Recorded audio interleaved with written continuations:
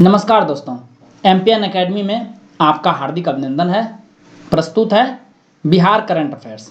इस वीडियो में हम लोग नवंबर 2020 महीने के बिहार समसामयिक घटनाक्रम पर आधारित 30 महत्वपूर्ण मल्टीपल चॉइस क्वेश्चंस को हिंदी और इंग्लिश दोनों भाषाओं में व्याख्या के साथ हल करेंगे। पहला प्रश्न है, नीतीश कुमार ने बिहार के मुख्यमंत्री के रूप में कितनी बार शपथ लेकर एक रिकॉर्ड बनाया है? Nitish Kumar took oath as the Chief Minister of Bihar for record how many number of times? The right answer is option number D. यह 7वीं बार इन्होंने मुख्यमंत्री पद की शपथ ली है। नई सरकार का शपथ ग्रहण समारोह राज्यपाल फागू चौहान ने 16 नवंबर को संपन्न कराया। इन्होंने पहली बार मुख्यमंत्री पद की शपथ कब ली थी? ये ली थी इन्होंने 3 मार्च 2000 ईस्वी को। अगले साल जुलाई महीने में वह सबसे अधिक दिनों तक मुख्यमंत्री रहने वाले बिहार के एकमात्र नेता होंगे। राष्ट्रीय जनता दल 17वीं बिहार विधानसभा में कितने सीटों पर जीत हासिल कर सबसे बड़ी पार्टी बनी? राष्ट्रीय Janata Dal became the largest party in 17th Bihar legislative assembly by winning how many seats? The right answer is option number C, 75 सीटें इन्होंने जीती है।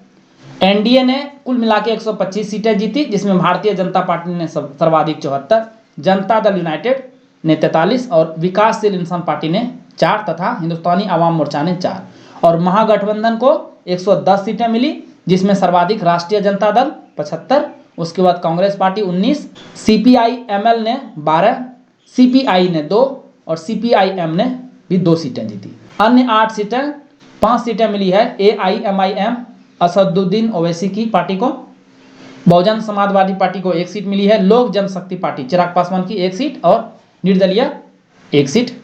ध्यान में रखिएगा कि बिहार विधानसभा चुनाव 2015 में भी राष्ट्रीय जनता दल 80 सीटों के साथ सबसे बड़ी पार्टी थी। बिहार विधानसभा चुनाव 2020 में कितने प्रतिशत मतदाताओं ने मतदान किया? What was the percentage of voter turnout in Bihar legislative assembly election 2020? The right answer is option number B, 57.05%। Final updated figure ये है कि पहले चरण में 55.68% वोटिंग हुई थी, दूसरे चरण में 55.70 और तीसरे चरण में सर्वाधिक 60% के लगभग मतदान हुआ था। 2015 बिहार विधानसभा चुनाव में 56.66% मतदान हुआ था, तो इस बार वोटिंग परसेंटेज बढ़ा है। और लोकसभा चुनाव 2019 में 57.33% मतदान हुआ है, तो इसके अपेक्षाकृत ये वोटर टर्नआउट थोड़ा कम हुआ है। बिहार विधानसभा चुनाव 2020 में कितने प्रतिशत महिलाओं ने मतदान किया? What is the percentage of women voter turnout in Bihar legislative assembly election 2020? The right answer is option number C. और पुरुषों के 54.68% के मुकाबले लगभग 5.1% अधिक रहा। बिहार में 1952 से लेकर 2005 तक हुए 14 विधानसभा चुनाव में महिलाओं की रुचि पुरुषों की तुलना में बेहद कम थी, लेकिन 2010 का जो विधानसभा चुनाव हुआ था वहीं से बाजी पलट गई और अब तक उसके बाद जितने भी चुनाव हुए हैं महिलाओं का प्रतिशत अधिक रहा है। इस चुनाव में जीत का सबसे कम अंतर किस विधानसभा सीट पर रहा? Which assembly seat had the least margin of victory in Bihar assembly elections 2020? The right answer is option number A, Hilsa seat पर। यह नालंदा डिस्ट्रिक्ट में आता है। जदयू के कृष्ण मुरारी शरण ने आरजेडी के शक्ति सिंह उर्फ अत्रि मुनि को महज 12 वोटों के अंतर से हराया। हाईएस्ट मार्जिन ऑफ विक्ट्री देखेंगे तो यह रहा है बलरामपुर सीट कटिहार डिस्ट्रिक्ट में। यहाँ पर सीपीआई-एमएल के प्रत्याशी थे महबूब आलम।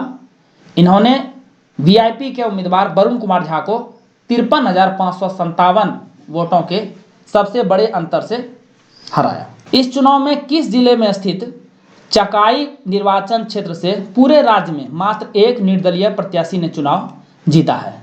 इन Bihar legislative assembly election 2020 only one independent candidate from entire state has won election from Chakai constituency located in which district?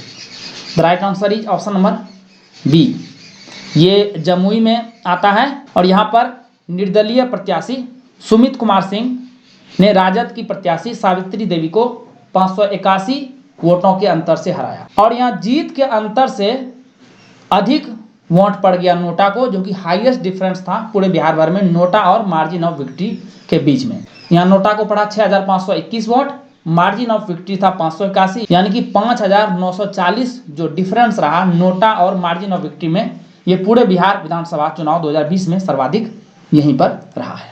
इस चुनाव में नोटा को मिले वोटों का प्रतिशत क्या है? What is the percentage of voter casted to NOTA in Bihar Legislative Assembly Election 2020? The right answer is option number B, 1.68%। और टोटल वोट जो मिले हैं नोटा को पूरा बिहार भर में 7,06,252। पूरे राज्य में 30 सीट ऐसी रही जहां प्रत्याशियों के जीत के अंतर से अधिक वोट नोटा को मिले हैं। इसमें से 20 से 22 सीट ऐसे हैं जहां पर महागठबंधन के प्रत्याशियों को नोटा की वजह से हार का मुंह देखना पड़ा है। लेकिन आप 2015 विधानसभा चुनाव को से तुलना करेंगे तो उस समय यह था 2.46%। तो इस बार नोटा को वोट कम पड़ा है पिछले बिहार विधानसभा चुनाव की तुलना में। बिहार की पहली महिला उप मुख्यमंत्री बनी रेणु देवी ने किस विधानसभा सीट से चुनाव जीता है? Renu Devi, who became the first woman deputy chief minister of Bihar, won the election from which assembly seat? The right answer is option number B, Bettiah से। यह पश्चिम चंपारण जिले का एक विधानसभा सीट है। भारतीय जनता पार्टी की विधायक रेणु देवी को पंचायती राज, पिछड़ा जाति का उत्थान और ईबीसी कल्याण के साथ उद्योग मंत्रालय की जिम्मेदारी मिली है। बिहार में इस बार 2 डिप्टी सीएम बनाए गए हैं। पहले नंबर के डिप्टी सीएम है ये ताराकिशोर प्रसाद, जिन्होंने कटिहार विधानसभा सीट से चुनाव जीता है। ये भी बीजेपी के एमएलए हैं और इन्हें मिला है वित्त, कमर्शियल टैक्स, पर्यावरण और वन, आपदा प्रबंधन, शहरी विकास और साथ में सूचना प्रौद्योगिकी विभाग की जिम्मेदारी। 17वीं बिहार विधानसभा का प्रोटेम स्पीकर किसे बनाया गया था? Who was made the protem speaker of the 17th Bihar legislative assembly? The right answer is option number B, Jitan Ram Manjhi. Bihar के राज्यपाल फागू चौहान ने 19 नवंबर को राजभवन में आयोजित समारोह में गया जिले की इमामगंज विधानसभा सीट से जीते हिंदुस्तानी आवाम मोर्चा के अध्यक्ष जीतन राम मांझी को प्रोटेम स्पीकर की शपथ दिलाई। बिहार विधानसभा और बिहार परिषद का सत्र 23 से 27 नवंबर तक चला, जिसमें श्री मांझी ने चुने हुए विधायकों को 23 से 24 नवंबर को शपथ दिलाया। प्रोटेम स्पीकर का काम होता है कि नए सदस्यों को शपथ दिलाना तथा नए बिहार विधानसभा अध्यक्ष के स्पीकर का चुनाव कराना। आमतौर पर सबसे सीनियर मोस्ट विधायक, यानी जो सबसे ज़्यादा बार चुनाव जीतकर आया हो, उसे प्रोटेम स्पीकर बनाया जाता है, लेकिन राज्यपाल इसे माने ये जरूरी भी नहीं है। 16वीं बिहार विधानसभा का प्रोटेम स्पीकर कौन बने थे? ये बने थे सदानंद सिंह, कांग्रेस पार्टी के। 17वीं बिहार विधानसभा के अध्यक्ष कौन चुने गए हैं? Who has been elected the speaker of the 17th Bihar legislative assembly? The right answer is option number B, Vijay Kumar Sinha. यही है, इन्हें 24 नवंबर को चुना गया। भाजपा विधायक विजय कुमार सिन्हा पिछली सरकार में श्रम संसाधन मंत्री थे। 2010, 2015 और 2020 के बिहार विधानसभा चुनाव में विजय कुमार सिन्हा ने लखीसराय विधानसभा क्षेत्र से चुनाव जीता है। एनडीए के प्रत्याशी के पक्ष में 126 मत मिले, जबकि विपक्ष के अवध बिहारी चौधरी को 114 मत मिले, यानी टोटल 243 में से 240 सदस्यों ने वोट डाला। ध्यान में रखिएगा, एक अनुच्छेद है, अनुच्छेद 178, इसी के तहत किसी भी विधानसभा के स्पीकर का चुनाव होता है। और यह 51 साल के बाद ऐसा मौका आया है बिहार विधानसभा में जब एक से अधिक प्रत्याशी मैदान में थे। बिहार के वर्तमान शिक्षा मंत्री कौन है? Who is the current education minister of Bihar? The right answer is option number A, Ashok Choudhary. ये जदयू कोटे से भवन निर्माण, अल्पसंख्यक कल्याण, सामाजिक कल्याण एवं शिक्षा मंत्रालय का अतिरिक्त प्रभार इनके पास है। वैसे शुरू में शिक्षा मंत्री बनाए गए थे मेवालाल चौधरी। मुंगेर जिले के तारापुर से जीते जदयू विधायक और पहले शिक्षा मंत्री बने डॉक्टर मेवालाल चौधरी ने अपने पद से इस्तीफा दे दिया। इन पर बिहार कृषि विश्वविद्यालय सबौर भागलपुर के कुलपति रहते समय नियुक्ति घोटाले का आरोप इन पर लगा था और इसी कारण से विपक्ष के लगातार हंगामेदार रहने की वजह से इस्तीफा इन्हें देना पड़ा। Option number C, Krishnanandan Verma, ये 16वीं विधानसभा में शिक्षा मंत्री थे, इस बार चुनाव हार गए हैं। विजय कुमार चौधरी ये मंत्री बनाए गए हैं, ये ग्रामीण कार्य, संसदीय कार्य, ग्रामीण विकास, जल संसाधन, सूचना और जनसंपर्क विभाग के मंत्री बने हैं। नीतीश कुमार के नेतृत्व में बनी नई सरकार में सबसे युवा मंत्री कौन बने हैं? Who has become the youngest minister in the new government headed by Nitish Kumar? The right answer is option number B. Mukesh Sahni, ये विकासशील इंसान पार्टी वीआईपी के प्रमुख हैं। वैसे सहरसा जिले की सिमरी बख्तियारपुर विधानसभा सीट से इन्हें हार का मुंह देखना पड़ा।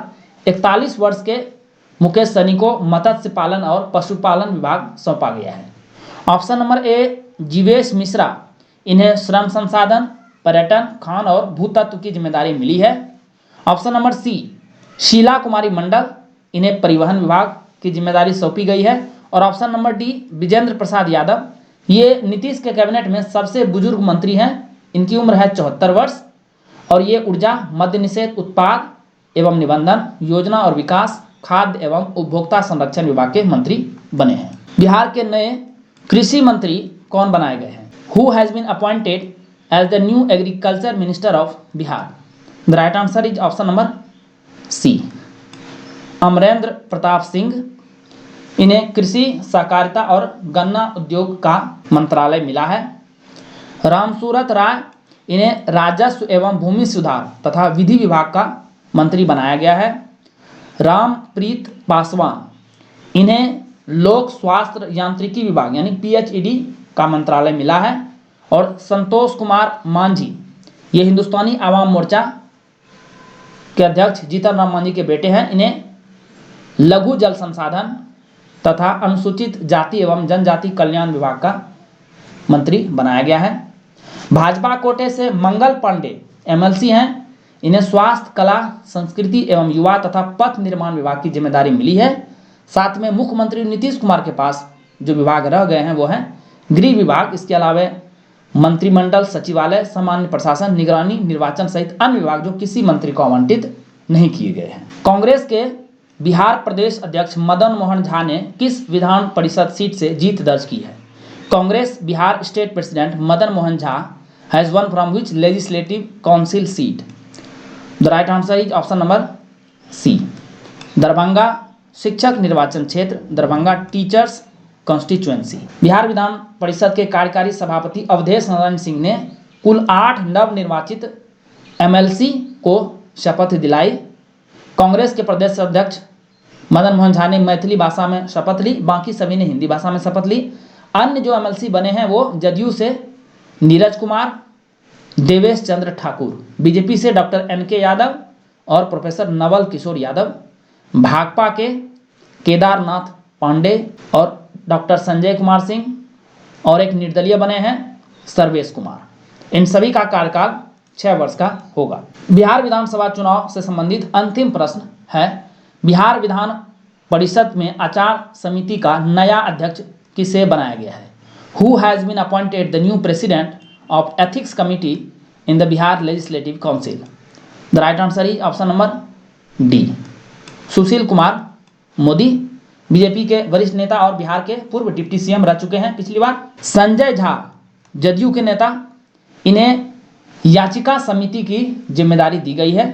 दोनों समितियां विधान परिषद की अस्थायी समिति और महत्वपूर्ण समितियां हैं। अजीम उस शान किस मुगल शासक के बेटे थे जिनके नाम पर 1704 में पटना का नाम अजीमाबाद कर दिया गया था?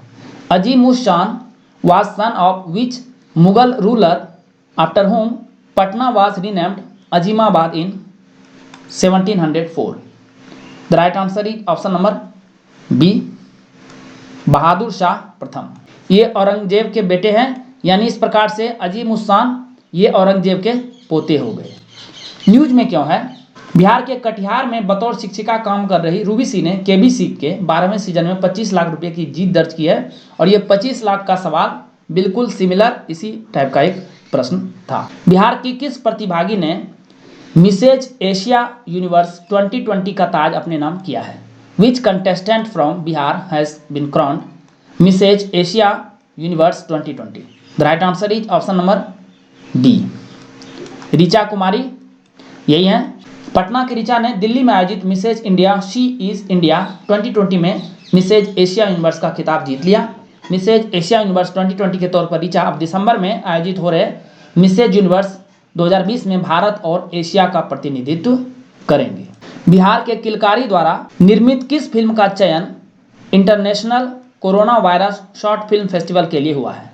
विच film produced by Bihar Kilkari has been selected for the international corona virus short film festival?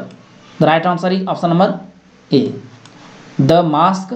किलकारी के छात्र संटू की फिल्म द मास्क का चयन हुआ है। किलकारी के 4 बच्चों की 6 फिल्मों का चयन 10वें national science film festival of India के लिए भी हुआ है। पब्लिक अफेयर्स इंडेक्स 2020 में बड़े राज्यों की श्रेणी में बिहार की रैंक क्या रही? What was the rank of Bihar in the category of big states in public affairs index 2020? The right answer is option number C, ये रहा 16वें नंबर पर। यदि आप नीचे से देखेंगे तो थर्ड लास्ट यानी अंतिम से तीसरे नंबर पे बड़े राज्यों की श्रेणी में उत्तर प्रदेश को सबसे नीचे स्थान मिला है। निगेटिव में रैंकिंग रही है -1.461। सेकेंड लास्ट रहा है उड़ीसा -1.201 और बिहार रहा है थर्ड लास्ट माइनस में ही -1.158। सबसे हाईएस्ट रैंक मिली है केरल को। 2019 में भारत आने वाले कितने प्रतिशत विदेशी पर्यटकों ने बिहार का भ्रमण किया? How many % of foreign tourist travelling India visited Bihar in 2019? The right answer is option number D, 3.5%। यदि आप इसको नंबर ऑफ टूरिस्ट में कन्वर्ट करेंगे तो ये हो जाएगा 10,93,141 टूरिस्ट ने। रैंक रही है बिहार की 9th। टॉपर रहे हैं इस श्रेणी में तमिलनाडु 21.9% टूरिस्ट के साथ। 2019 में भारत में सबसे अधिक घरेलू पर्यटकों को आकर्षित करने में बिहार की रैंक क्या रही? ये टॉप 10 में नहीं थे। India tourism statistics at a glance 2020 report जो कि मिनिस्ट्री ऑफ टूरिज्म जारी करती है, इसमें टॉप 10 में डोमेस्टिक टूरिस्ट में बिहार का नाम नहीं था और ओवरऑल डॉक्यूमेंट में भी कहीं बिहार का कोई रैंक नहीं दिया गया है।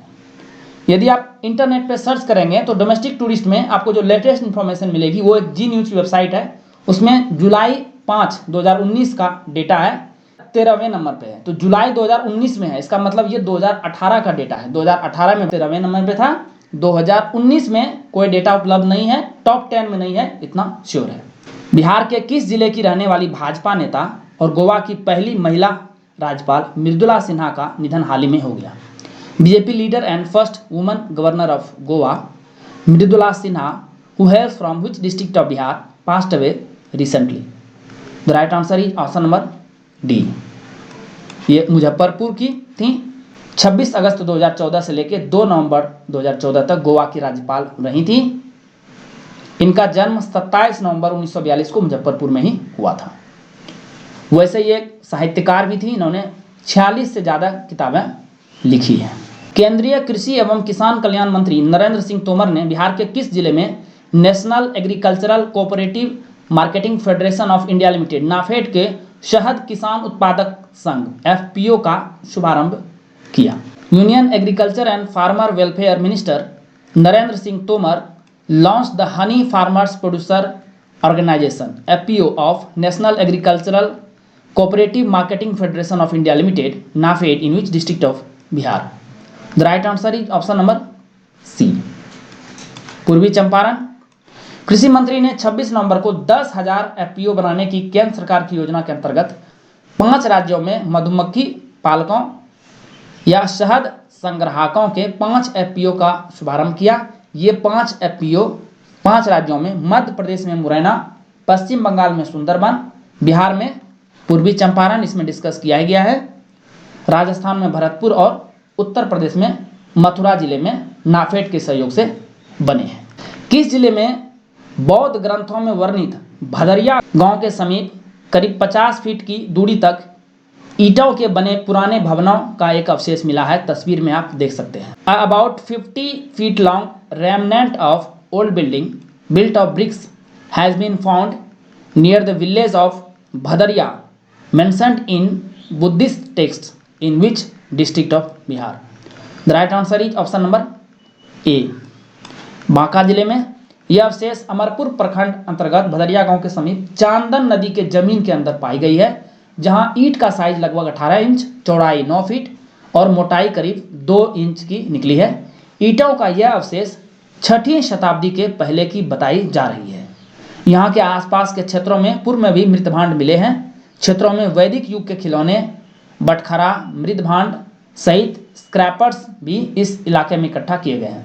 ईंटों की बनावट से प्रथम दृष्टिया पता चलता है कि यह सभ्यता 6वीं शताब्दी के पहले की है। पुरातत्व सतीश कुमार का कहना है कि यह ईंट हाथ से थापकर बनाया गया है, तस्वीर में देखिए, और इसे धान के डंठल से पकाया गया है।